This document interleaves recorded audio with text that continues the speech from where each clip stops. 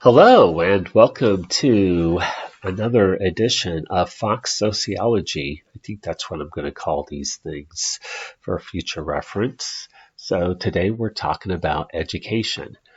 Let's get this started. Um, this is, by the way, something, of course, I am very interested in. So here we go. Um, okay, there's a question as to what education is for. And there are a couple, at least two, um, answers to this question.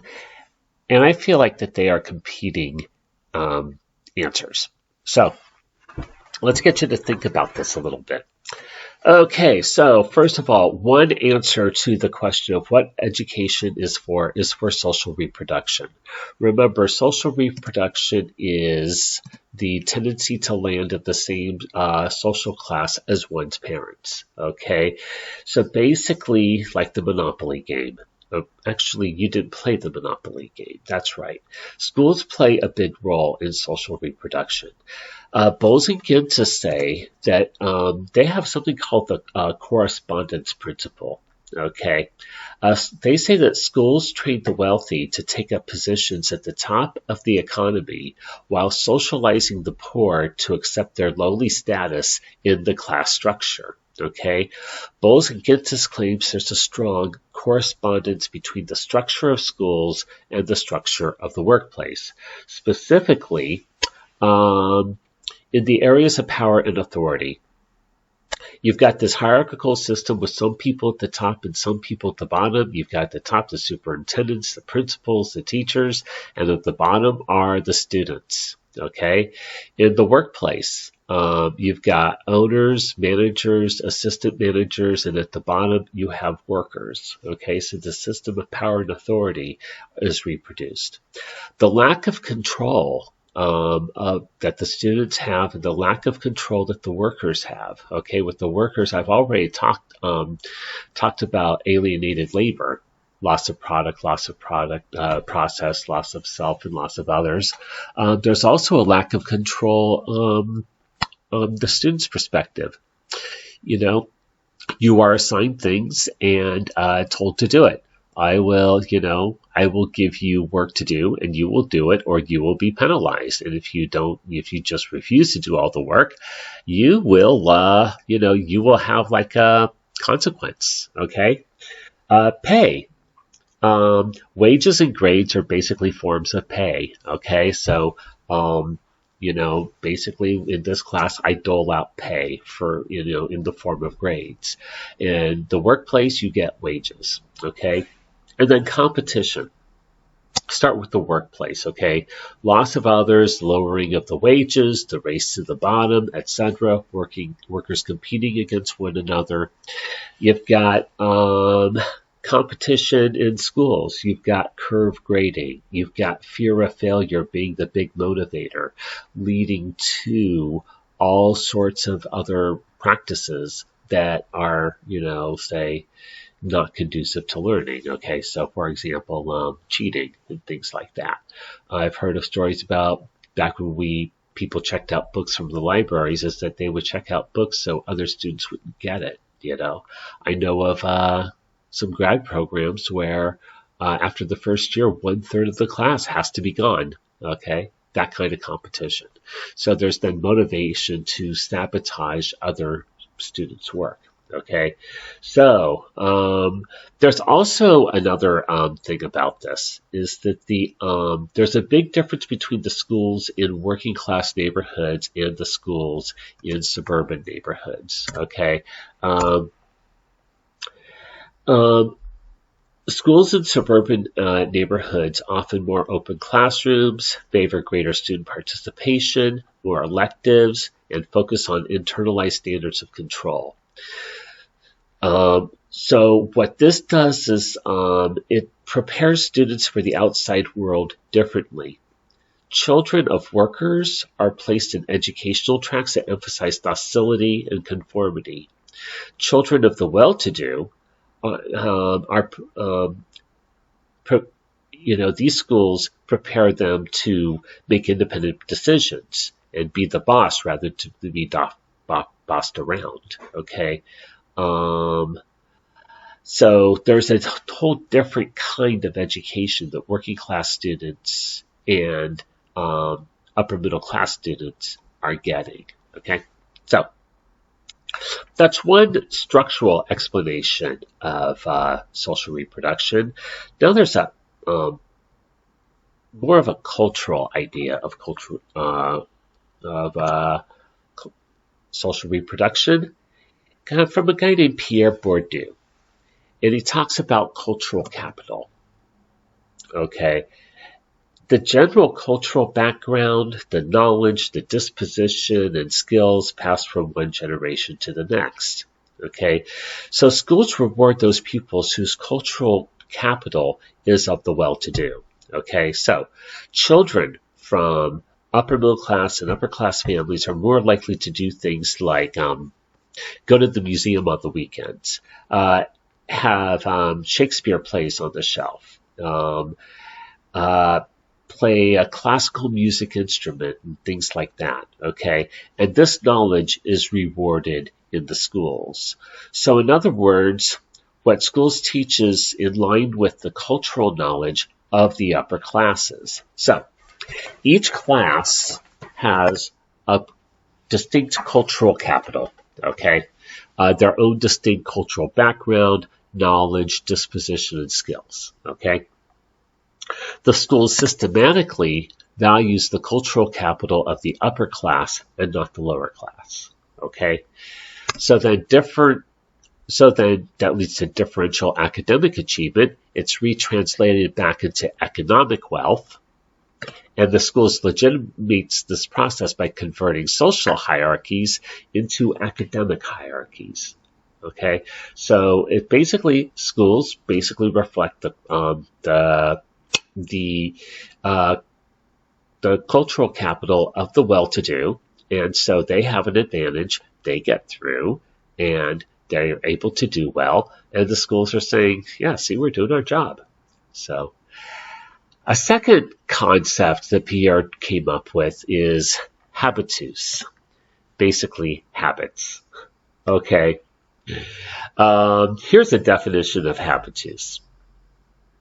A system of lasting, transposable dispositions which, integrating past experiences, functions at every moment as a matrix of perceptions, appreciations, and actions. Okay, that's a mouthful. The way Pierre Bourdieu writes, he does this on purpose, or he did it on purpose, he's dead now, but he did this in order to get people to try to really think about what he's saying. Okay, habitus, okay, it's the disposition, the general attitudes, the beliefs, the tastes, okay, the experiences of those inhabiting one's world, okay? So one way to explain habitus is just like how it becomes ingrained in as habits is just, if you're going to buy alcohol, what do you buy? Okay, and what kind of thing do you buy? Okay, if you're going to buy beer, what kind of beer are you going to get? Let's say you're going to bring beer to a party to share it, okay, or serve it at a party. What kind of beer are you going to get? You're probably going to reflect upon, almost unconsciously, the general tastes and attitudes of the people around that's coming to the party, and you're going to get something that you think that most people are going to like. Okay, or that, I would maybe not like, but just like expect. Okay, so let's, someone who is poor is going to bring a different kind of beer than someone who's rich. Okay, there's different tastes going on there, or this will, in the wine world, there's also, there are people who bring $100 bottles of wine to a potluck and stuff, where there are other people in the wine world who say, well, that's silly, I'm bringing a $30 bottle of wine, and somebody else who says, I'm bringing $3 Chuck from Trader Joe's. Okay, that's habitus. I hope I give you the example. Back to education, though. This is why a lower class kid is going to grow up with, you know, kind of like a less life chances than the rich kid, okay? It's kind of ambition, but they may have ambition, but they just wouldn't know what to do, okay? A lower class kid could look around and, judging from the general attitudes, beliefs, tastes, and experiences of those around them, they see that not many people have made it. Like they'll look around the neighborhood, they'll say, well, there's the auto mechanic, they did pretty well.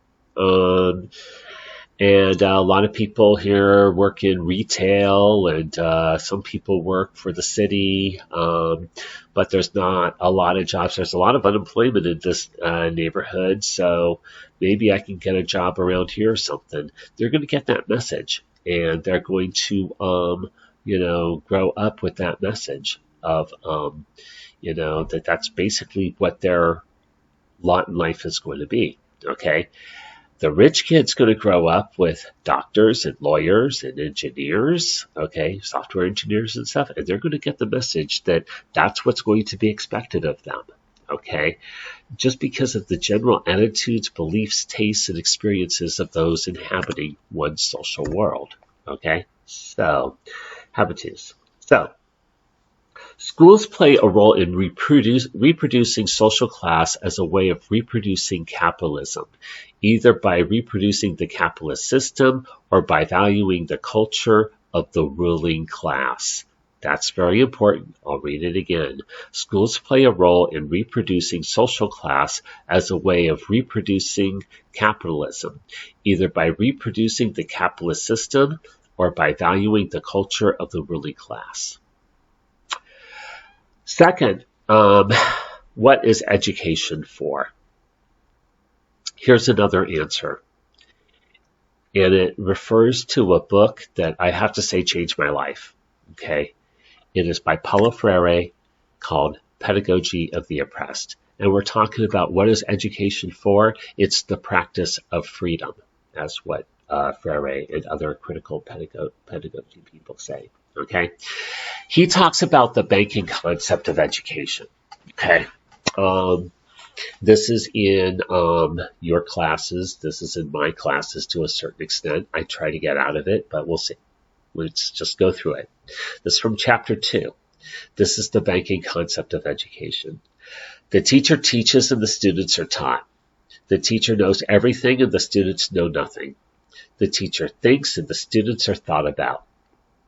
The teacher talks and the students listen meekly. The teacher disciplines and the students are disciplined. The teacher chooses and enforces his choice and the students comply. The teacher acts and the students have the illusion of acting through the action of the teacher. The teacher chooses the program content and the students, who are not consulted, adapt to it. The teacher confuses the authority of knowledge with his or her own professional authority, which she or he sets in opposition to the freedom of the students. The teacher is the subject of the learning process, while the pupils are the mere objects. So, those of you who wonder why there's no quizzes or finals in which, like, multiple choice true false stuff here, one of the reasons why that's very banking system, where, basically I tell you stuff, we make deposits in your head, and make a deposit in your brain and then withdraw it during test time. Okay. So Freire instead, is like the founder of something called critical pedagogy. Now I couldn't find where Freire himself used the term critical pedagogy, but here's a definition from Peter McLaren. To empower the powerless and transform existing social inequalities and injustices. Okay, so here, Freire instead advocates a problem-posing education. So the role of the teacher is to pose problems related to the student's world. So the teacher aids the students in raising their own consciousness so the students can engage in practice praxis, I should say, that Ferry calls the action and reflection of men and women upon their world in order to transform it. Okay. Freire goes on to say, those truly committed to the cause of liberation can accept neither the mechanistic concept of consciousness as an empty vessel to be filled, nor the use of banking methods of domination, propaganda, slogans, deposits in the name of liberation. Okay, so this is something that really changed my life here. So I like that last line there, where it's like, it's not about, I'll read it again. Those truly committed to the cause of liberation can accept neither the mechanistic concept of consciousness as an empty vessel to be filled, kind of a conservative side, nor the use of banking methods of domination, propaganda, slogans, deposits in the name of liberation. That stuff on the left. So, in order to solve the problems of the world, we must think differently about them. Okay? This then relates to Ken Robinson's TED Talk that you'll be watching. Okay? So, so try to incorporate these ideas into Ken Robinson's TED Talk here when we're thinking about what is education for. Other characteristics of education in the United States. Okay, education is a conserving force. Education in all societies is conservative. The purpose of education is not to transform the culture, but to preserve it, okay? Think of all the rituals and things. Think about, one thing that happens when I was a kid, and I guess it happened when you were a kid because my face-to-face students tell me it does, every November or so, you probably did a little outline with your hand and made a Thanksgiving turkey, okay?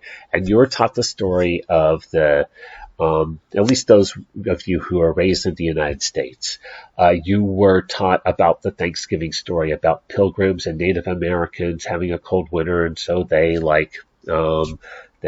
had their first Thanksgiving and all was great. Well, we hear about that, but when did you hear about the smallpox-infested blankets?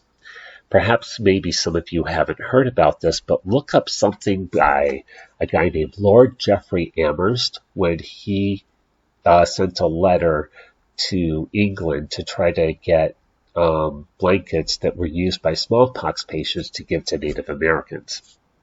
And the result from that. Really, our relationship with Native Americans, Thanksgiving is not a big symbol of it. It's actually, what characterizes our white people's relationship with Native Americans is genocide. So it's but we don't tell our children that until later, if at all. Okay, so because we want to teach children to love the country. Okay, mass education is the second. Children are compelled to go to school. Okay, because children are compelled to go to school, many are not there for acquiring skills or curiosity about the world. Mass education has a way of kind of stifling natural curiosity. Children are naturally curious. And yes, sometimes you have to stifle some of that for their own safety. Like don't let them put their finger in a socket. Things like that. But mass education is something that compels children to go to school and kind of quashes their creativity and things. So that will relate to the TED Talk as well. Local control of education. School boards guard their autonomy. There's a fear of a state or national education or centralization, and the logic is that local communities know what's best, what their children need. So they allocate monies, curricular content, rules for running the school. Yet there are some problems with that. One is that local taxes often finance schools, or local communities, contribute to schools more than others, so that some schools have more resources and educational materials than others. School boards also don't represent a cross-section of the community. They tend to represent local business and professional sectors. They underrepresent working class and minority sections of the community. Sometimes religious views of the local majority are imposed, especially when it comes to issues such as sexuality, and economics and things like that. Sexuality is a big one. And then there's no standard curriculum. And the lack of national curriculum has two consequences. First, there's a wide variation in the preparation of students. Second, families move every few years, and this disrupts the students' learning.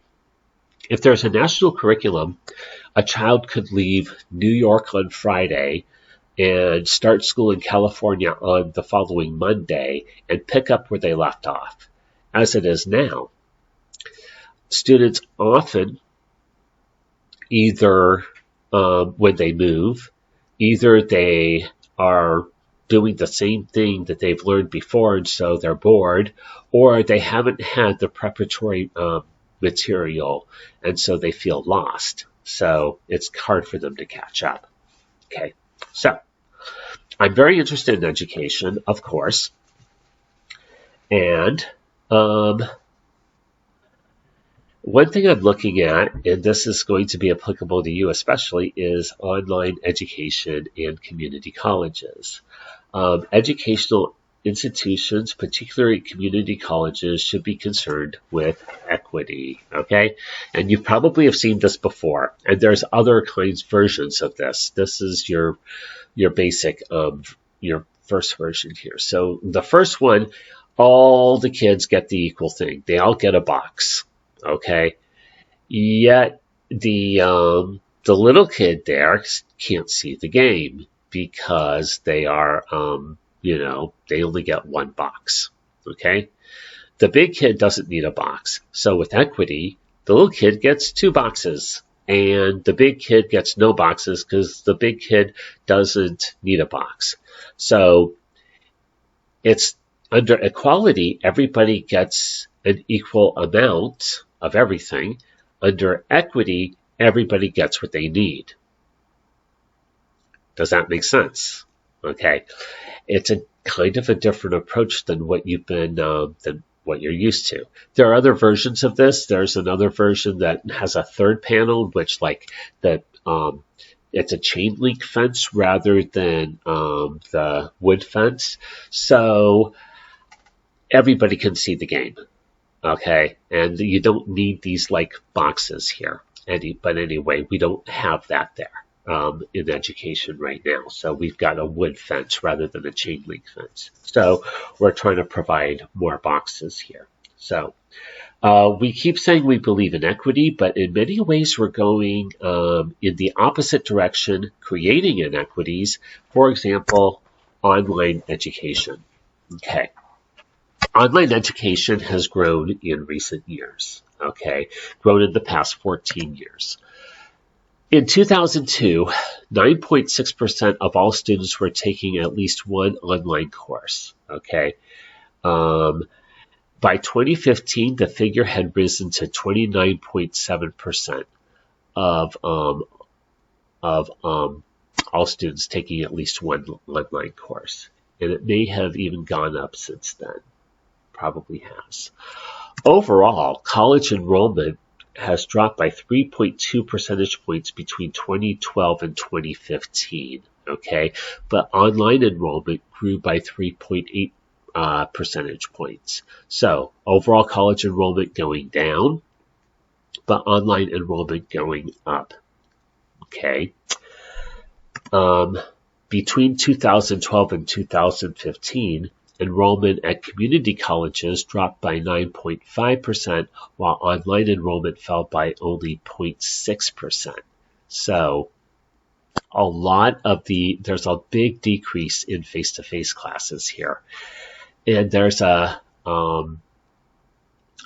like, I guess between 2012 and 2015 in community colleges, there's a slight decrease of enrollment in community colleges, but basically the proportion of online to, or face-to-face to online is basically shrinking there. So now academic leaders, administrators really like this. Okay, they like this stuff. 74.1% of academic leaders surveyed in 2014 claimed that online classes are of the same quality or superior than face-to-face classes. Okay.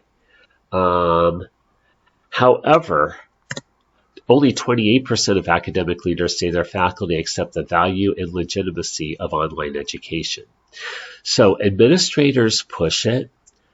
They say, though, that faculty resist. Now, I haven't seen a study of faculty yet on what they think about online education. In my experience, it's mixed. Some faculty love it, some don't. Here's from 2013. This is from 2013. Student participation in online courses. This is by Carnegie Classification. Okay. So I want to look at community college first because this is a community college class. 10% of community college classes students take all of their classes online. 18% take some courses online. 72% take no courses online. Again, this is 2013. It's probably grown since then. Okay. We get down to the four-year non-research universities and then the public research universities, less and less students take all their courses online. Now, there's a lot of you at, there's several of you I know at Cal Poly. I think you're a four-year public non-research university. I think what they mean by research universities are the R1s. Like UC Davis is an R1, okay? And you would be in the public research universities. So the ones who are more likely to do all their courses online is 34%. Those are the for-profit institutions, okay? So it's a thing here. What other statistics to give you? Okay, student success in online courses. Are students more successful? Well, here's some statistics and some citations here. Only 30% of students who took fully online courses were still taking classes 12 to 18 months later, compared to 51% of those who took fully face-to-face classes and 58% who took blended classes. Okay. That's from James, Swan, and Daston. Okay. The tipping point is 40% of coursework. Okay. What we mean here is which a load of approximately 40% of coursework is the upper limit for the beneficial effect of online enrollment on degree completion. So if you take more than 40% of online courses, according to Shea and Bejarano, you're less likely to complete your degree. Okay. Students who take online courses are more likely to be older, more academically prepared, white, and not low income. There's something called the digital divide, where poor, racial minorities, less academically prepared people, younger people, a lot have less access to the internet than older, more academically prepared, white, and not low income people. Okay? It's called the digital divide. So, in their study of California community colleges, Hart, Friedman, and Hill from 2018 found that online students in general, regardless of race, were less likely to finish the course, pass the course, or obtain an A or a B. And this is in spite of the fact that the students who take online courses tend to be more academically prepared. Okay, Zhu and Jaggers found that after analyzing over 40,000 community and technical college students at Washington State, that grade point averages and course persistence, that is finishing the course past the census date, of all students were lower when taking classes online. For example, the GPA of white students taking face-to-face classes was 3.0, but for black students, 2.7. Online students, the GPA for white students was 2.8, but for black students, it was 2.2. So two things are happening. Both groups are doing worse, but black students are doing worse than white students, okay? And the gap increases by 0.2 GPA points, okay? So, and then there's a major study from the Public Policy Institute of California. Okay, first of all, what you see here are the success rates in traditional sections and online sections. And it's hard to see on this slide, so I'll just tell you the numbers where it ends up at. It's 70.6 for face-to-face classes, okay, and online classes 60.4% in 2011-2012, okay. But it's consistently been a difference of at least 10 points. Getting a little bit better, but not much. What I'm saying is that the gap is like closing a little bit, but not much, okay? Then we've got the performance gap by race and ethnicity between face-to-face and online classes, okay? So, there's 10.6%, let's see, this is from 2006, actually. So it's a while ago, but it's still holding up. For Asians, 10.6% online performance gap, okay. Whites, 13.6%, Latinos, 15.9%, African Americans, 17.9%, okay. For now, when we look at the white Latino and white African American achievement gap in face-to-face and online classes, okay, so let's look at whites and Latinos. For face-to-face classes, the achievement gap is 7.3% percentage points. For online classes, it's 9.8 percentage points. For whites and African Americans, the achievement gap in face-to-face classes is 12.9%, while in online classes it's 17.5%. Okay. So, taken together, there is no demographic group that does better in online classes in terms of finishing the class, passing the class, and staying enrolled in the class than face-to-face classes. Even more privileged students do worse online, but African Americans and Latinx students fare much worse. Okay, so what we have here is the question comes up as why? What is the what are the factors that go into this? Well, one thing I'm working on, and I'm trying to find a way to test it, comes from Laura I. Rendon. I'm not saying that this is the reason why, but it theoretically fits. Something called validation theory. It is pretty simple. Students succeed when they feel like they are a valued member of the community. They stay when they feel like they belong. Okay, belonging to a community. So, to what extent do students feel like they belong to a community if they are taking online classes? Okay, so here's a couple of pictures. In a face-to-face class, like here you have some students working together on the left, and collaborating and helping each other out and forming a community in order to learn and feeling a sense of belonging. Maybe some of these people are making some friendships or doing things for those other reasons like dating or something like that. And maybe you say, oh, I don't understand this. Maybe I'll go to a study group. If you're taking an online class, well, where are you going to find the study group? That's interesting. And here's somebody like hitting their head against the computer, and the fist there. No one to really help them. Okay. So who's going to be more successful? Okay. It's the people who feel like that they belong to a community. Okay. And that's what online classes don't do to the same extent, is form a community. Okay. To what extent, you might want to think about, to what extent do you feel like taking this class that you are part of a community?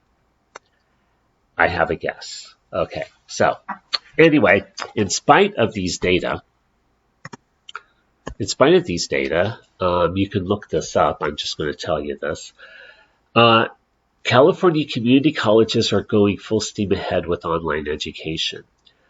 In one form, there's something called the Online Education Initiative, and it's sponsored by where I teach at the Foothill De Anza Community College District. Online Educational Initiative says that OEI, quote, is a collaborative effort among California community colleges to ensure that significantly more students are able to complete their educational goals by increasing both access to and success in high-quality online courses.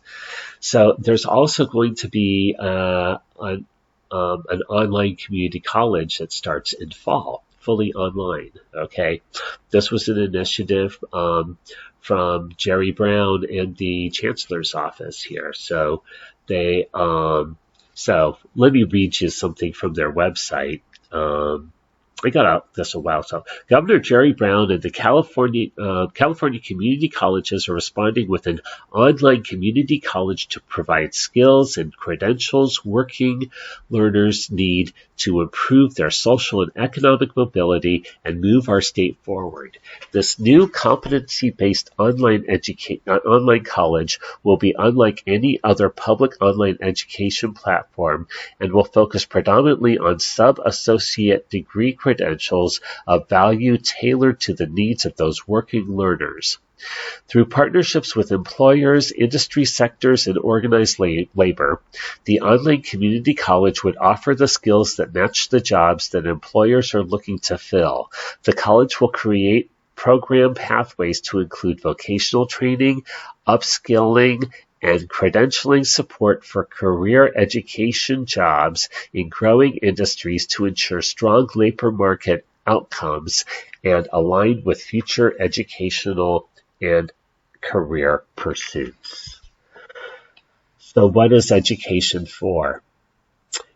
Is it to reproduce the capitalist system, or is it to develop praxis and to engage in education as a practice of freedom, to solve problems?